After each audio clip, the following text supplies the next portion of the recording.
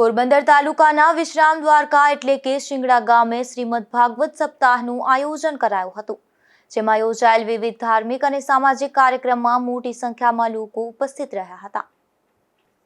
શિંગડા ગામનું મૂળ નામ વિશ્રામ દ્વારકા છે। અહીં વર્ષો પહેલા શૃંગી ઋષિનો કમંડળ નદીના કાંઠે આશ્રમ હતો, ત્યારે આ ઋષિએ સ્થાપેલ શિવાલય અત્યારે હાલ પણ મોજૂદ છે।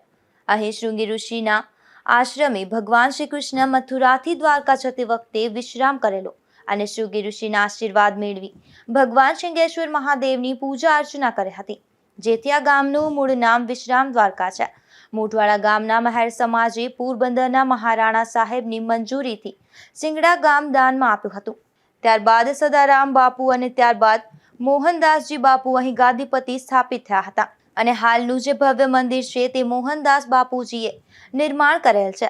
ત્યારબાદ આ મોહનદાસજીનું અકાળે અવસાન થતાં અહીં ગાદીપતિ તરીકે મહારાણી સાહેબના ગુરુ લીમડીથી રઘુવરાચાર્યને ગાદી ઉપર પોરબંદરના મહારાણા સાહેબે બેસાડેલા હતા। ત્યારથી આ રામાનંદ આચાર્યજીની આચાર્ય પીઠ આવેલ છે। આ પૌરાણિક અને ઐતિહાસિક જગ્યા ઉપર દર વર્ષે શ્રીમદ ભાગવત સપ્તાહનું આયોજન કરવામાં આવે છે।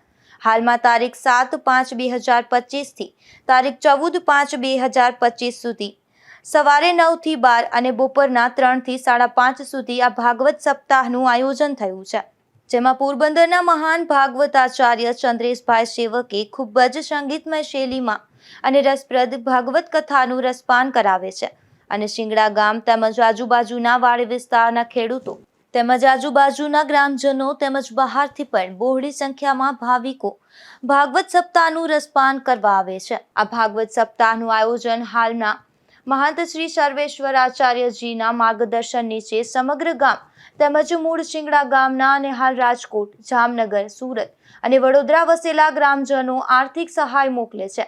અહીં મંદિરમાં જ્યારે કોઈ પણ પ્રસંગ ઉજવવામાં આવે છે ત્યારે મોહનદાસ બાપુજીની છબી રાખી અખંડ ઘીનો દીવો કરી અને પ્રતિમાને પુષ્પ તેમજ પ્રસાદી ચડાવી પ્રસંગ ચાલુ થાય છે।